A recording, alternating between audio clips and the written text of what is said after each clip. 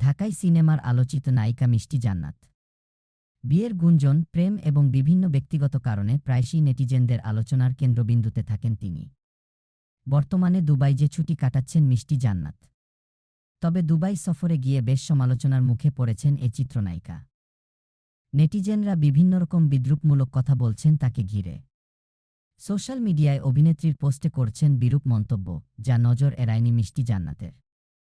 আর এবার তাকে ঘিরে বাজে মন্তব্য কিংবা পোস্টধারীদের বিরুদ্ধে আইনি ব্যবস্থা নেওয়ার হুমকি দিলেন এই চিত্রনায়িকা। ২৫ জুন সকালে সামাজিক যোগাযোগ মাধ্যমে এক পোস্টের মাধ্যমে মিষ্টি জান্নাত এ হুঁশিয়ারি দেন।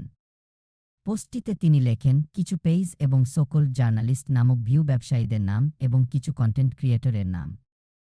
১২৭ জন আমার পেইজে বাজে কমেন্টকারী।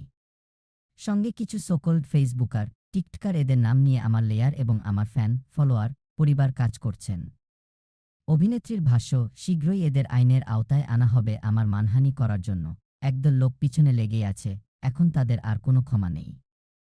২০১৪ সালে লাভ স্টেশন সিনেমার মাধ্যমে রূপালী পর্দার ক্যারিয়ার শুরু করেন মিষ্টি জান্নাত।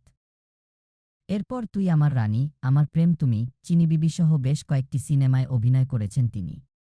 নায়িকা পরিচয়ের পাশাপাশি একজন চিকিৎসক হিসেবেও পরিচিত এই অভিনেত্রী।